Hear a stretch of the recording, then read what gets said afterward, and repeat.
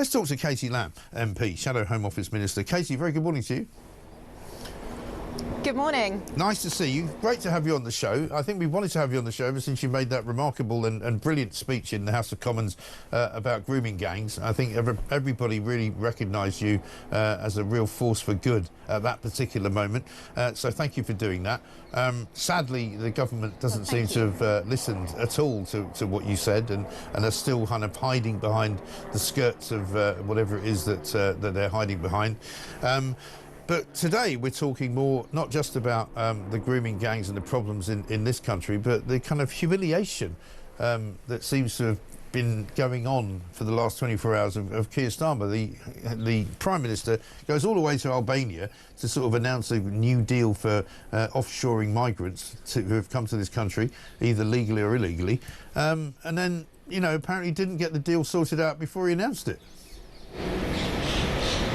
It does seem to have been a particularly embarrassing piece of theatre for the Prime Minister.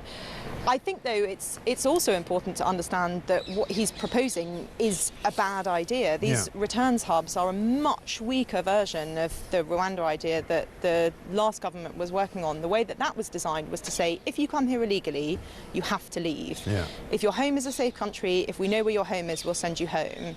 If those things don't apply, we'll send you to Rwanda. What it seems the Prime Minister is suggesting is people can come here illegally, they can apply for asylum, they can go through the whole system, appeal on appeal. It takes years and years and years. That whole time they'll be housed by the taxpayer, they'll be housed in hotels and in homes that the taxpayer is paying for. And only at the end of all that, if all of that has failed, if their asylum application and all of the appeals fail, and we can find them somewhere in the country, then they'll be sent to a country in Eastern Europe. This is not going to fix the problem. No, it really isn't. And let's have a look at what he said about the Rwanda deal, which, of course, the one thing he did do deliberately was to cancel it the first day he was Prime Minister. This is what he said last year. A much more meaningful deterrent than spraying taxpayers' money up the wall or the ridiculous Rwanda gimmick. The ridiculous Rwanda gimmick, which, as you say, Katie, would have worked a lot better than this ridiculous Albania gimmick, which he didn't even involve himself in. Because I said yesterday, surely if you were going to go to Albania, you would have some conversation about the number of Albanian criminals in this country, the number of Albanian criminals in our justice system, in our prison system, and you would say the first thing we should do is deport all of them, wouldn't you? Absolutely, and it was interesting to me that when the Prime Minister was in Albania, he was saying, well, the things we've done over the last few years have really cut the numbers of people coming over in small boats from Albania. Well, that was what the last government did, and he thought that everything that the last government did was a bad idea. So both those things can't be true. No, they can't. And I mean, at the end of the day, they don't know what they're doing. The Daily Mail's got a sort of a headline today on pages 6 and 7 that now the panic has set in. They're kind of trying to find any excuse to make any kind of policy that somebody will believe in. And of course, they don't believe in it themselves, do they? Well, and it seems like they're just chasing headlines. So at the weekend, for example, they said we're going to deport all foreign criminals, and then they published this migration white paper, and all it says is we're going to think a little bit more later on in the year about how we might deport foreign criminals. Yeah. Whilst we are bringing, the Conservatives are bringing, I laid an amendment to the Borders Bill with 2 of my colleagues, myself, to say if you commit a crime and you're here, then you have to go home. You have to be deported. The current criterion is you have to be given a 12-month prison sentence, and we said no, it has to happen immediately. Yeah. We put that amendment up and the government voted it down. So it seems difficult to believe that they really mean all of these things that they're happily telling the papers when they won't actually do them. Right. And I will be assailed by messages as you're speaking to me as we speak that the Tory party had 14 years and they were particularly bad since 2019 when Boris Johnson got in and promised to reduce net migration to 20,000 a year, and then it suddenly sort of ballooned up to almost 1 million a year. But I understand as well that the Labour government, which is now in power, as opposition, objected to almost everything you wanted to do.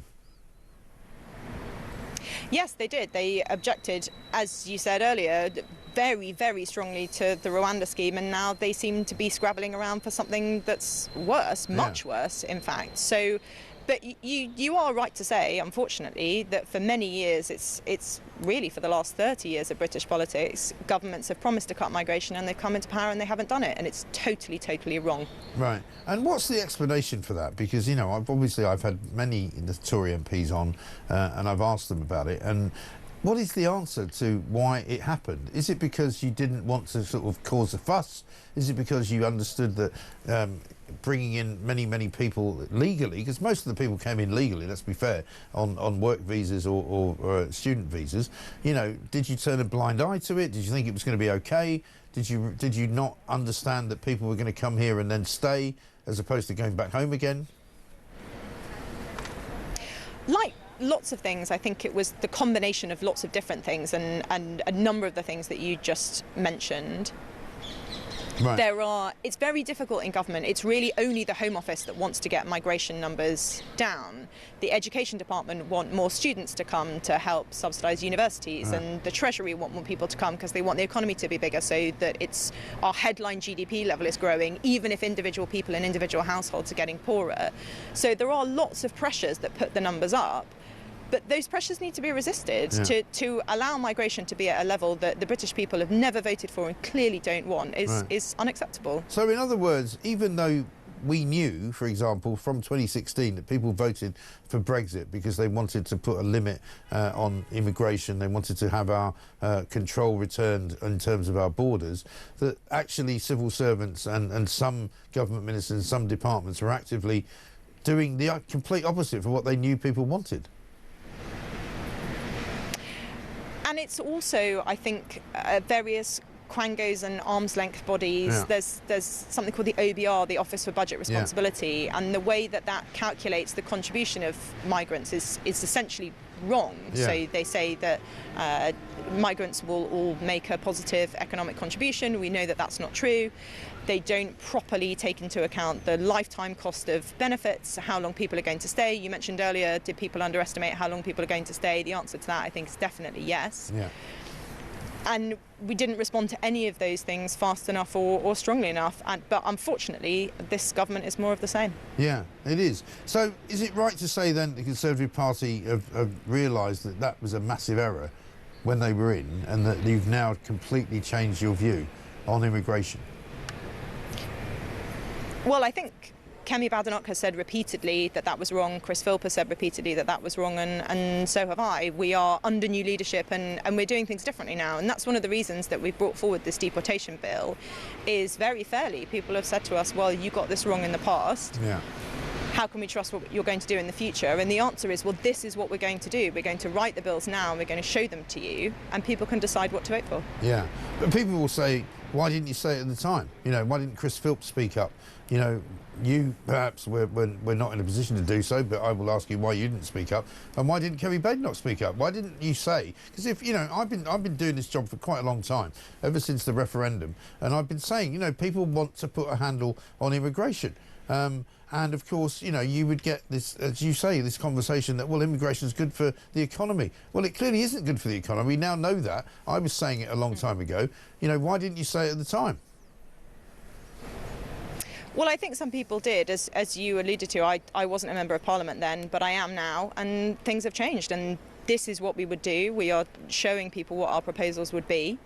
I think that they combined will help fix this terrible problem. One of the things that we've suggested and that we've put to Parliament to vote on, and unfortunately the government have voted down, is the suggestion that there should be a parliamentary voted cap for the number of migrants who come to this country. And in my opinion, only something like that, giving proper democratic accountability, is going to solve this problem. Yeah, well, I mean, we've got a survey or a study from yesterday on YouGov, which has got nearly 50% of the population of this country saying, actually, we want to stop immigration altogether.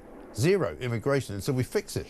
I think it was 46% of people said 0 or less than 0, and 85% of people said less than 100,000. And at the same time, the Home Office is saying they think that numbers will settle at about 500,000.